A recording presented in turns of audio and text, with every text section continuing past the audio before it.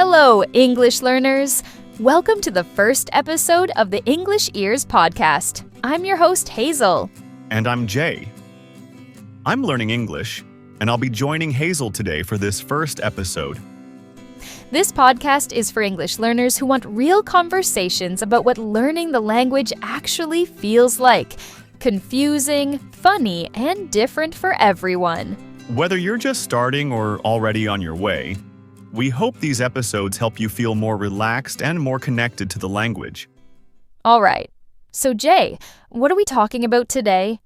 Actually, something funny happened. I saw this video the other day where the guy said, if you want to get fluent, you just need to speak more English.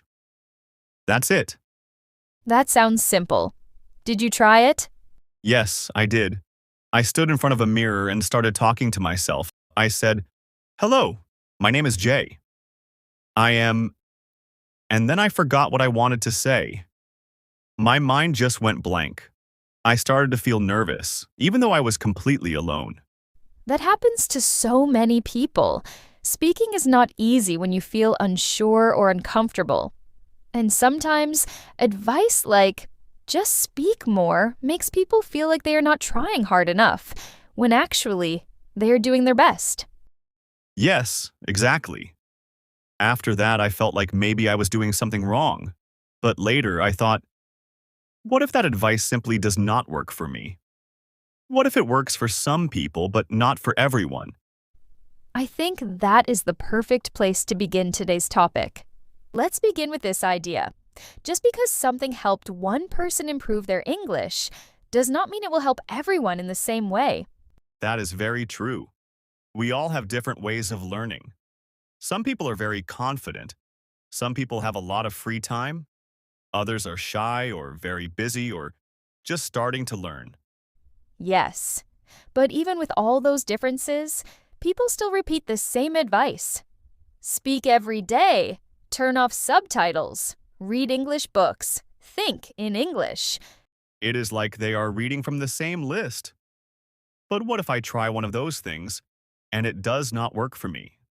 That is why it is so important to ask, does this advice fit my life right now? If the answer is no, that's okay.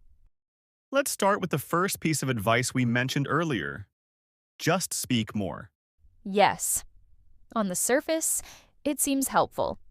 But if you are shy, or if no one around you speaks English, or if you are still building confidence, it can feel like an impossible task. And it can also make you feel guilty, like you are not serious about learning if you are not speaking out loud all the time. That is a really good point. But the truth is, speaking practice does not only mean conversations with other people. You can speak out loud to yourself. You can repeat what you hear. You can practice with recordings or scripts. Yes, I have done a lot of that. I listen to audio, I repeat what I hear, and I practice the same sentences again and again. That has helped me a lot. And that counts. You are still using your voice and your brain to connect with the language. Another one I hear a lot is, turn off subtitles. People say you will never grow if you keep reading while watching.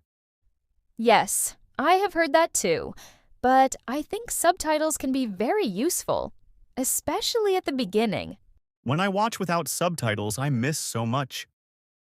I cannot understand enough to enjoy it, and then I feel discouraged. Sometimes I stop watching completely. That is not helpful for learning. The goal is to stay engaged. English subtitles can actually help you connect the sounds with the meaning. Later, when you feel more confident, you can try watching without them. Yes. I usually start with subtitles and then try turning them off when I am watching something for the second time. That is a smart way to do it. You are still learning, and you are not forcing yourself to struggle the whole time. Learning should not feel like punishment. Let's talk about another one. Read books in English. I like reading, but the first time I tried reading a novel in English, I got stuck after 3 pages. There were so many new words that I felt lost. Yes, I have seen that happen many times. People choose a book that is too difficult, and then they feel frustrated or bored. After that, I did not touch the book again for months. That is okay. Reading in English does not have to mean big novels. You can read short stories, news articles, comics, or even children's books. The important thing is that you understand what you are reading and enjoy it. Yes. When I started reading easier things, I felt better and I learned more. It felt like progress. Exactly.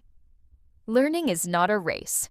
You are building a skill, not passing a test. Here is another one. Think in English. Yes, that is a common one, but most people never explain how to do it. That is the problem. When I try to think in English, my mind goes back to my own language. Sometimes I think in pictures or sounds. I cannot always make full English sentences in my head. And that is completely normal. You do not have to force full conversations in your mind.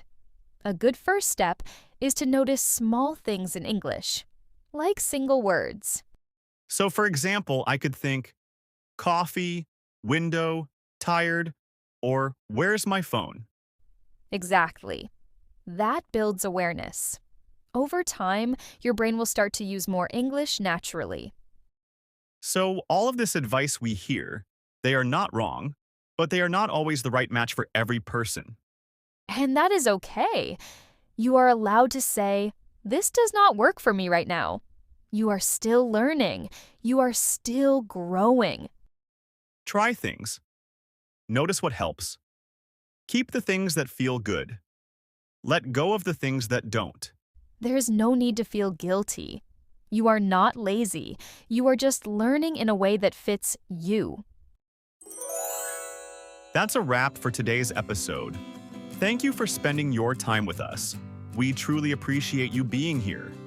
If this talk helped you or made you feel understood, please share it with someone else who's learning English too. And before you go, don't forget to subscribe to English Ears. We'll be back next week with another relaxed and honest conversation to help you grow your English, one step at a time. Take care, keep learning, and we'll see you next time.